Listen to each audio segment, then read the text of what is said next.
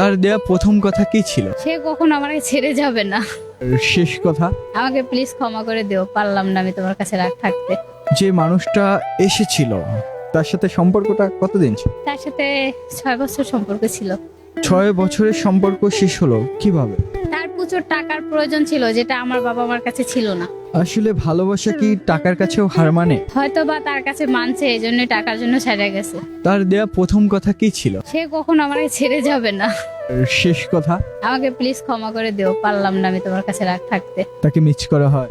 অবশ্যই মিস করা হয়, তবে আমি এটুকুই বলি যেখানে থাকুক ভালো থাকুক, এতটুকুই তার জন্য দোয়া রইলো, আর কিছু বলার নেই তাকে নিয়ে। যে মানুষটাকে 6 বছর ভালোবাসলেন, ছোট ছোট করে স্বপ্ন সাজালেন, সে মানুষটা আজকে পাশে নেই, কেমন লাগছে? অবশ্যই খারাপ লাগতেছে, তবে পৃথিবীটা অনেক বড়, কোনো না কোনো একদিন অবশ্যই তার সাথে আমার দেখা হবে, এটা ভেবেই ভালো লাগে। সে পৃথিবীতে বেঁচে আছে, এটাই যথেষ্ট।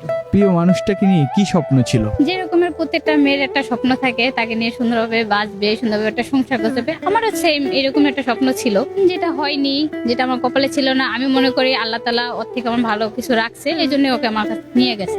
ভালোবাসা সুন্দর যদি মানুষটা সঠিক হয়।